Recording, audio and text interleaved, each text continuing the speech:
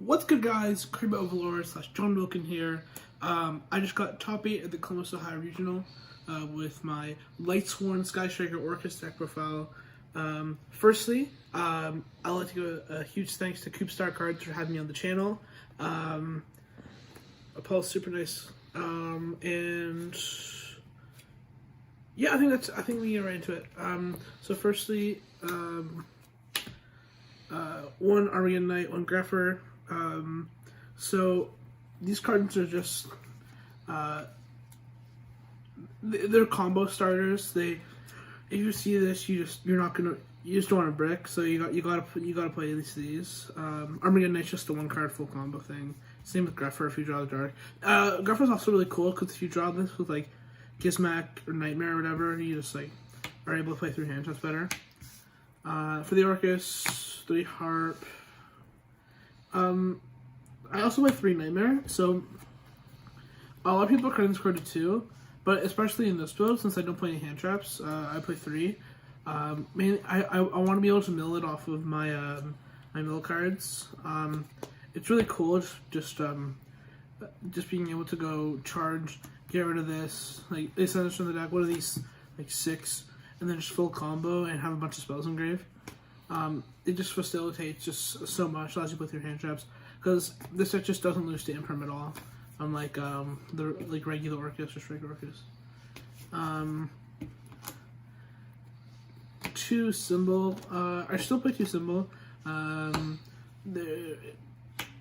This card's just a mandatory as a 2 of. The second one comes up a lot, and it's like it allows you. This with Babel is just like the heart and soul of the deck. And the one world one for the combo.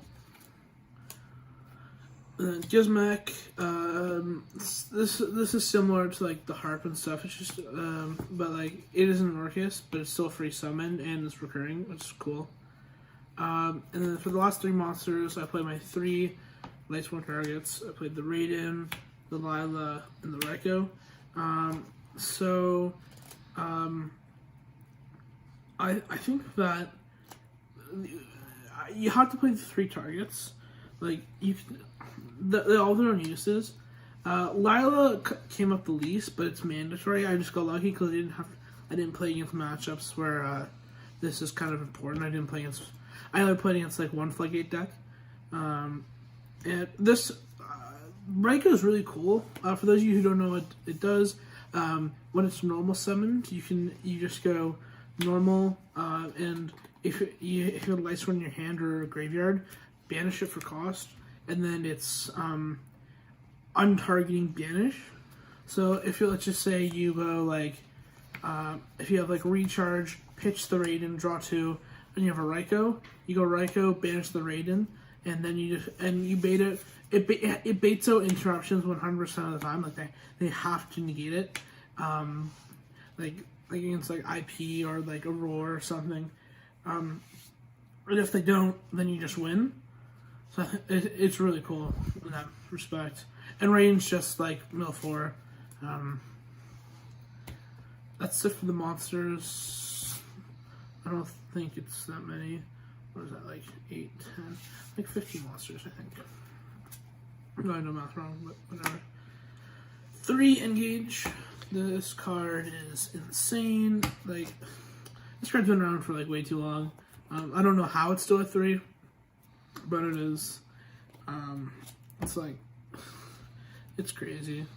And then it's really cool because like the toolbox aspect, just being able to do all these different things from one card is insane. Like a free monster and then just grab any of these and like drawing at the same time. It's actually just they really need to ban drones. Like, although I really want this card to stay in the game, because I feel it's really like it's insane. They either gotta like limit engage or even semi-limit it, or just ban drones because of how splashable this engine isn't just like everything. Oh, and I played Burner instead of Double Shark. Double Shark's an option. I played Burner mainly because it's a regional and for like rogue decks. But it's also really good against like strikers in the mirror. I'll go in second at least. 3 return, 3 allure. Say draw 2 cards. If you resolve this, you're usually winning that game. Like, that's how insane they are. There's actually a funny story. So I was 7-1, and my opening hand was like double return, engage, like allure, and crescendo. And I was like, oh, this is like kind of bad, but I was able to. I learned to call by the grave and a harp, so I kept. I wanted to get us in the grave, but I wasn't able to because I drew the harp. But then I talked like the nightmare, and I was able to win through that. But like only because of allure and just being able to draw 2 cards even when you brick is insane. Triple charge. This is like the mathematician in this build, because you're just able to mill, like worst case scenario, you mill 5 cards off of this, and in those 5 cards, there's like 6 cards in your deck that you could mill that would be that could lead you to full combo. Well, not full combo, but like with Nightmare, but it's still like combo. Double recharge. So the issue with recharge is that you have to have other cards to do something with it. Like, it's similar to return, but the thing is, like, with return, you play like 9 targets. With recharge, you only play 3. So, but if you draw like a combination of these two, it's just game. But like, I sided it out a lot. It's all right. If you resolve it, you win though. But you can brick on it. Double call. It's for like cantraps and Lancia. And I actually, yeah, it can also be used like defensively, like that's what. Oh, sorry, like defensively as in like use it as negate as well. Which is why I like that aspect of it. It's like a hand trap in and of itself going second. Sorry, going first. Upstart, Rhoda, Voice, the limited broken cards. I wish these would like come back to more than one. They can't. Actually, Upstart probably could, but shouldn't. One Babble. This card should also get banned. Just being able to play on your opponent's turn is just not fair. It was alright like before, like in previous formats, but now it's just with like IP, it's just getting to a level where they need to get rid of this card. And then Crescendo. So Crescendo like mediocre now.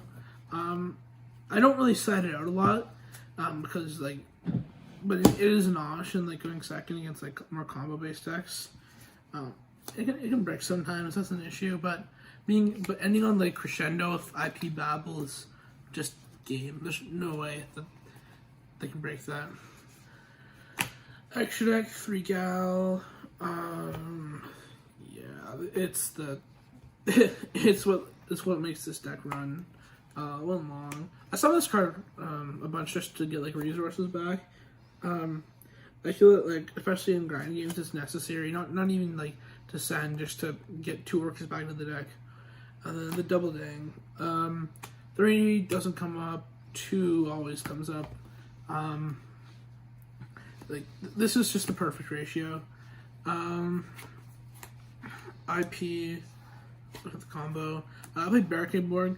I cut this card for the last regional I went to, because I wasn't really a fan of it, and it came up a bunch, so I just put it back in. I cut Shizuku.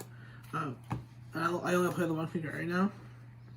Shizuku is an option, and I feel like it can come up, but the main situation it comes up is either when you're losing anyways or you're winning anyways. So I feel just like the Archstein. Then I played Unicorn and Phoenix, just generic removal cards. This in combination with IP is just insane. Now for the topologics, one of each. So this Zeroboros is pretty cool. I feel like, to be honest, that let's just start. Bomber I'm keeping 100%. This card is insane. Ending on like IP Gal with like a crescendo, just negating something going into Bomber, then turning like 3 pops into Send. That's just game along with striker cards. Like, that's just insane. Zeroboros, I summoned Trisbane 0 times. I summoned this like twice. It's really cool. Because I attacked for game with this, with Gizmek. Just being able to, you have like 30 banish cards. Summon Zeroboros, 9,000 attack, game is just insane. This does a similar thing, except it does like burn damage, and banishes like just spell traps, which I don't know if I'm going to keep this in. I feel like it can come up against like rogue decks, like back row decks, like Draco or like Striker. But I think Zeroboros does the exact same thing. I'm not sure what I'll cut it for. Maybe the Shizuku, but I'm going to keep it in for now. Just it is the worst card in the extra deck. And then Boral Sword. Boral TK. For the side, 3 Nibiru Boy. This card is just game if you resolve it. 3 Panctops. This is for like just since it's a regional, I want to have Panctops in my deck, just for, like different like rogue decks or back row or stun. Just being able to get the 2200 beat soup with a pop, like for floodgates and stuff. Or like Draco, like the best play is like if they're playing like Draco and they don't have diagram, then they have like a main ring or something. Just go summon Panctops, kill their monster, pop like a floodgate, and combo off. And you have to use your normal summon because it's special summons. Lancia. Okay, this card. It's basically just says, oh, they're playing Orcust, skip their turn. It's cool against like Thunder. It's good against like both combo and pure. Like, and since I'm playing so many draw cards, there's just so many ways to see this turn 1, like in the mirror match. It's really nice. And I felt like I was losing a lot of mirrors to like stupid stuff, like Lancia, and so I decided to be like, oh, it's whatever. I'm just gonna go with what everybody else is playing, and I played 3 System down for the mirror. Like, this card is just so annoying. I got System down like 7 times, but with the Lightsworns, like you just have so many cards that you can just play through it. You have just it's insane. Like before, you just had like, oh, you had like a hand trap or something. No, now you have like Unicorn with like 4 cards in hand and like 2 and like Anchor, Shark, and you don't. And also previously, like in the just regular Striker Orcust, you would just not have access to your Orcust engine anymore if you didn't have another Orcust card. But now but in like this version, you're almost guaranteed to have another one in hand because how many cards you're drawing. But yeah, so I play 3 System down just for the mirror, and 3 Twin. This card is really cool. So at the regional, I played against 3 Infernoid for some reason. That was like crazy. It was back to back to back, and I realized, oh, and Tuna was like insane against that. Just being able to pop their Banishment, the field spell, Imagination was awesome. But this card is mainly just for like annoying backward decks, just to be like, oh, I drew Twin, you lose, nice deck. I'm like, there's no real good back row decks right now. Like Striker Draco is maybe like the closest, but I haven't had an issue with that deck. Like the main the main issue for this deck is that since it doesn't play like that many hand traps, like 0 in the main and only a few on the side, it Dweller like with in Salad hurts, which is why I'm probably going to change up this list a little bit to play against that better. But but you still have to play this with those backward decks. You know it already destroys it because you just don't want to lose the stupid stuff. Yeah, so as I said, Dweller kind of hurts, but like the thing is, if there's any deck that can play through it, it's this. This deck can play through Dweller very well, which is like the only time that I went 8-1-1, and my one loss was round 1 to Salad because it like I drew absolutely terrible both games, but like even when I got Dwellered, I was able to play through it. It was just a system down that was an issue, because like I can't play through Dweller and then get system down the next year. Like there's nothing I can do to that. But this deck's pretty cool. I was pretty happy with it. Shout outs to my team, Team Game Nation. Shout outs from Matt McRae and Ryan, Larry, Brandon, DeBlesson, Clifton, and I think that's everybody. Everybody else who topped. I got a lot of my other friends topping this, but it was really fun. Yeah, that's about it. Once again, thank you to Coopstar Cards for having me on the channel. I'm really happy to showcase this deck. That's it. Peace.